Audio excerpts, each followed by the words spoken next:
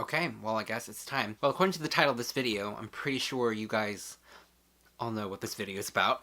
So today I will be starting the journey.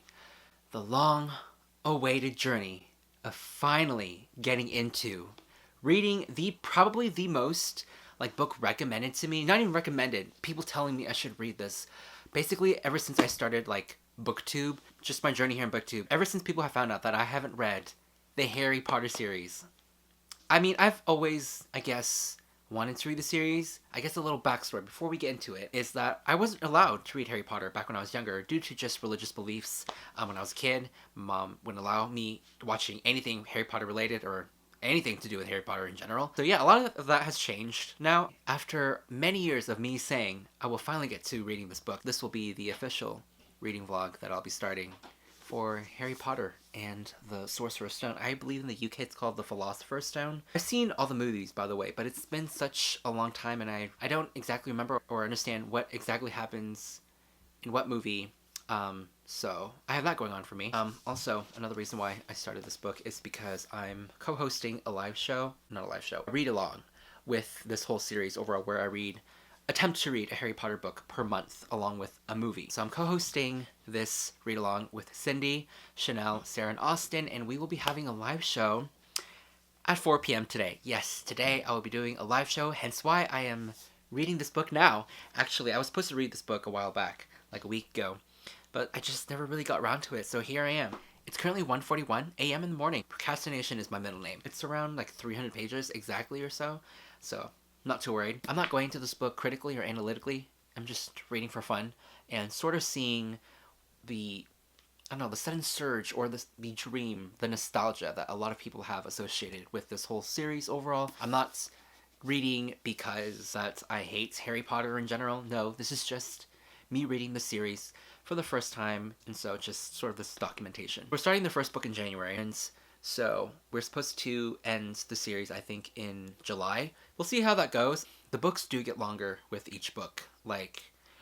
On my shelf right there, it's intimidating. I have the whole series, and I purchased them all at a used bookstore in really great condition. I got them, I think, one summer, maybe when I first started my YouTube channel. I don't know if you guys know this, but J.K. Rowling has posted some really interesting tweets lately. Most of it, transphobic.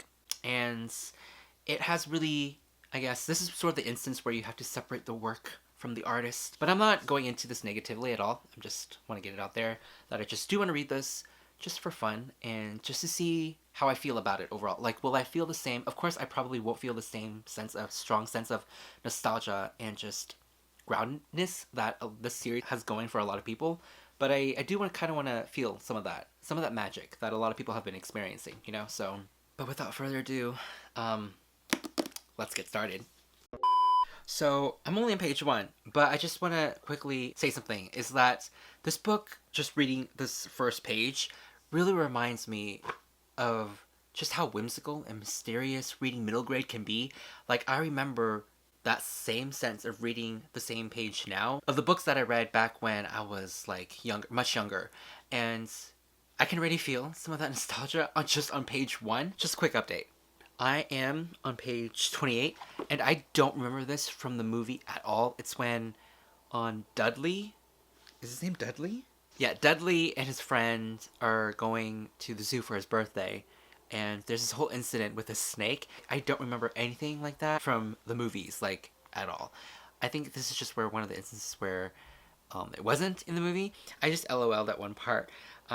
Which is so bizarre. It was just as the snake swiftly slid past him, Harry could have sworn a low hissing voice said, "Brazil, here I come. Thanks, amigo." Fun times. So update, I'm past page 50, and I'm pretty sure I'm at the iconic moment where it's one of the most memorable scenes for me when I saw the trailer for the first movie. It's the main point, I guess, in the advertisement where Hagrid finally says to Harry, "Harry, you're a wizard." This iconic moment where Hagrid finally tells Harry that he's a freaking wizard. You're a wizard, Harry.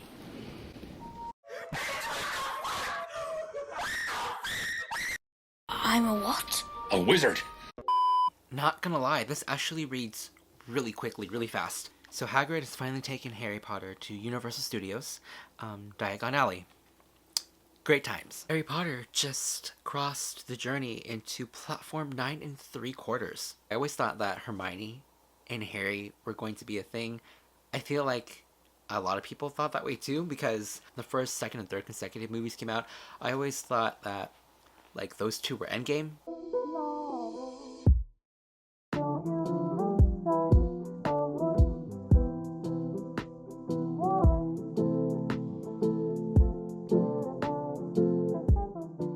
So quick update. We're finally meeting Hermione Granger for the first time, and this description is not the description I had for her, like, whatsoever. She had loads of bushy brown hair and rather large front teeth. Okay, I can kind of see it now. The first movie, yeah. But yeah, so the three main characters are all meeting together for the first time, like 100 pages in, and so far I'm really enjoying this. The innocence of it all, something blooming like friendship. Okay, so I'm going to stop here at chapter 7. Things are getting really interesting now. Everyone has arrived officially at Hogwarts. And I just remember that scene with all the boats in the water going over to the school for the first time. So that was kind of cool. I really don't know much about the first movie in terms of like the middle parts of going to the school, them accepting their houses and everything. I also am wondering what my house would be. A lot of people saying that my house is Ravenclaw and Hufflepuff.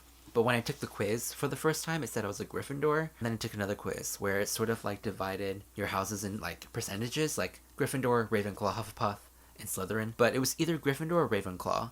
So I don't know. I'm going to take the test again after I finish the whole series because I think that'll be appropriate to do. Okay, I'm going to go to bed and I will update you guys tomorrow. Or hours later. So it's the next, like, hours later. Everyone just basically got sorted into their houses, and now I desperately really want to find out which house you guys think that, I actually could be in. Personally, for me, I feel like I'm either a strong contender for Ravenclaw or Gryffindor. A lot of people say I'm a Hufflepuff, which I can see, but also some people say I'm a Slytherin, which I can also see. So I don't know. I think it's kind of interesting. I wouldn't have imagined, like, Ron or even Harry to be in Gryffindor if I didn't know anything about them, like, at all. It would have been really interesting if Harry didn't have the potential for greatness, for, like, a lot of magic. If people were expecting him to do so many great things and it turns out he doesn't even know how to do magic, or if he was in a Slytherin house. I think that would have been really interesting. Like, what would have happened if he was in, like, a different house other than Gryffindor? Okay, so updates. Okay, so Snape, I don't like Snape. I don't see why a grown man should be just so mean and rude to just a little child. He's basically 11 and you're a grown dude. That probably won't fly in today's standards, but also, Harry Potter is a sassy little bitch. Literally, when Snape was getting all high and mighty with his attitude, Harry was like, well, I don't know, but maybe you can go and ask Hermione over there, because clearly she wants to answer you. And Snape was like, Gryffindor loses points for your cheeky little attitude. And I was like, sit the fuck down, bitch. It's really surprising, and I'm really liking how sassy Harry can be, because I was not expecting that from him at all. Like, from the movies, it didn't really seem that he was just really snappy with any comebacks or whatever. He was very, I guess, just a regular meek dude. But in this book, he's only 11 and he has some sass, which I'm all here for. So keep it up, Harry Potter. If you keep this up, things are getting really interesting so far. So apparently, it turns out this little bitch is great on a broomstick. Who been knew? One thing I'm actually commending some of these characters, especially Harry Potter so far, is how they are standing up to bullies. You don't see a lot of that, especially in 11-year-old kids, or kids these days in general.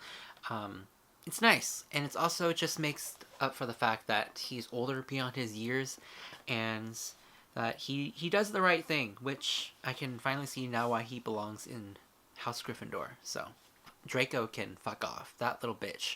I just remember from the movies how I hated him so much. Like, my hatred for him was on par with that dude from Game of Thrones. He was like the evil king, Joffrey. Also, another observation that I just wanted to point out is with Ron Weasley.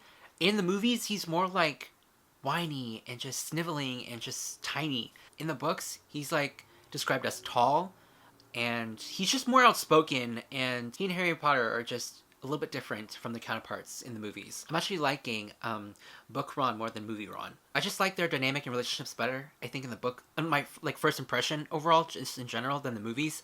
It's just Ron literally has Harry's back, and he's always sticking up for him, and vice versa. And I just literally cannot get over how fucking sassy Harry is. This bitch is literally coming back so strong with comebacks, like, against Malfoy's retorts, and it's just wonderful and amazing to read, which I didn't really get to see in the movies. I don't know, maybe I missed out. Maybe I do plan on rewatching the movies again, but so far I'm actually liking the book way better than the first movie. Another interesting, really funny tidbit is how in the books, I don't know, I didn't really get this in the movies at all. Ron and Harry do not like Hermione. I think in the book so far, she comes off as really annoying, as a know-it-all, and she's not really mentioned, or, you know, she's not part of the trio, the Golden Trio yet. And literally this is one scene where Hermione is condemning Harry for not going, like, late out at nights to go and duel with Draco Malfoy, and Ron was just like, okay, thanks for the lecture, goodbye. It's just, they're both so fucking sassy. I love it. I love it! I guess the best part now is I finally know what Quidditch is and how it's played. I'm at the part where now Hermione has officially become their friend after they've saved her from the troll, which was kind of cute. I do remember that scene from the movies now. I laughed a bit at the part when Professor McGonagall gave them only 5 points each for killing a troll, which apparently is supposed to be like this huge feat since it's a troll in their first years, like 11-year-olds, and they've only gotten like 5 points for Gryffindor House, which I thought they would have certainly gotten more. So just a quick update. I'm on chapter 13 on page 220, and I finally know why this book is called Harry Potter and the Sorcerer's Stone. In the UK, though, I think I remember the first book being called The Philosopher's Stone. Nearing the end of the book, and Hermione and Harry and Neville and Malfoy all got caught wandering the school grounds late at night. And what the fuck? This bitch literally takes away 50 fucking points from their house when they only got 5 points for killing a troll. I guess when you really break the rules, the punishments is fucking harsh and really severe. I guess you gotta kill like 5 trolls to make that up, cause Jesus.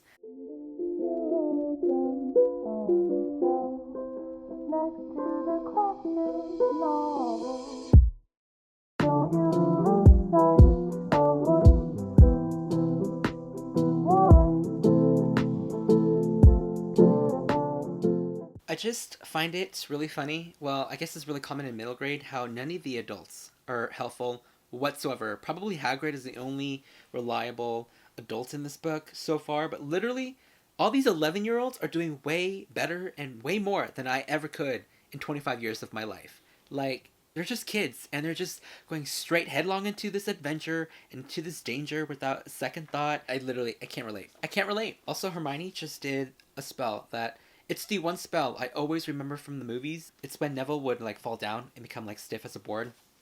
That spell was great. I'm really, really sorry about this. Petrificus totalis. They ask you how you are, you just have to say that you're fine when you're not really fine, but you just can't get into it because they would never understand. So I did it. I finished. I have finally finished the first book in the Harry Potter series. And honestly, I enjoyed everything from this first book. I enjoyed all the characters, the world, all the magic. Like, literally, the last 20 pages or so, I think, were so fast-paced. And I did remember the challenges that happened in the books happened in the movie as well. Not all of them. Like, the chess scene, that was memorable. And, like, the ending, I think, the demise of Professor Quirrell was, I think, different compared to the movie. Again, I'll have to see the movie to compare the differences. But I don't know, I'm thinking borderline like 4 or 5 stars. Like, enjoyment, 5 stars. Like, but overall, with story, writing, and everything, I think a solid 4 stars. 4 out of 5 stars for me. I think this is really solid. I'm really liking where the story is going so far. It was very cute. Like, it was just very fun, very cute, very wholesome, very innocent, I think. We're just following the lives of these 11-year-old kids, you know, exploring magic, and just being wizards and witches, and plunging headlong into danger when my 11-year-old self was like, can't even compare. I can't even relate. I do have questions. I don't know why Voldemort did go after Harry Potter's parents, his family, and kill them. That's the one mystery I don't remember from the movies as well. I finished this just in time because in 15 minutes is the live show for this first book. So if you guys, well, by the time this video is uploaded, we'll be ready to be done with the live show, but it'll still be uploaded and it'll be on Cindy's channel if you guys want to check that out. But yeah, I'll film an outro after I go and get ready. But thoroughly enjoyed it. I really liked it. For the first experience, it wasn't bad. You know, people telling me that, oh, you know, the first book is probably the weakest, but it's still a good time. And, you know, they're right. If this book, as they said, was like sort of an intro into setting things up, very, you know, wholesome, like as the books get darker, I absolutely cannot wait where it'll go, where it'll take me, because I'm excited. I'm here for it. Who knows? Maybe by the end of this whole journey, I might become Harry Potter trash. So, we'll see. So now the time has come to discuss sort of my overall thoughts for this first book in this beloved series, Harry Potter and the Sorcerer's Stone. This is the day after I completed the live show and everything, and basically I will leave the link to the live show down below where you can watch it and watch all 5 of us discuss our inner thoughts and how we felt about the book. I think Cindy and Chanel did not like the book. They gave it like 2 out of 5 stars. Austin and Sarah, I felt like were indifferent to it just because they both had read the first book before. I think, was the only newcomer in the group that actually and genuinely really enjoyed it. Their opinions and everything that they said were really valid. I just genuinely really enjoyed myself reading this book. If you guys watched the whole vlog, I thought it was a really great start to the series. I just really liked the location of the school. I want to know more about it. I want to know all the nooks and crannies and like the hidden mysterious doors that we never got to open. I think that's like the most interesting aspect. And also just learning about the magic. I want to know more about the magic. Like, what else do they have to learn? What is crucial, you know, to know in order to graduate? Since they're there for like 8 years. I think the UK school system is like different from the US. I really wish that J.K. Rowling had like a college or university system where some of these characters could move on or go to. Hogwarts isn't the only magic school, by the way. After they graduate from a magic school, they don't go to college. They just go to a profession and just stay there or help whatever,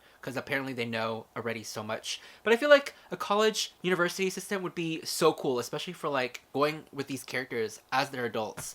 Or, I don't know, maybe J.K. Rowling could write a sequel, like a spin-off, establishing like the first college system. I don't know, I'm really speaking what I know only from this book. But I think that would be really interesting if you follow like a different set of characters from going from like a different school. I heard there's a UK school, which is Hogwarts, and then there's like a US, and there's like a school in China. Don't quote me on that. I forgot. I think I heard this from Fantastic Beasts and Where to Find Them.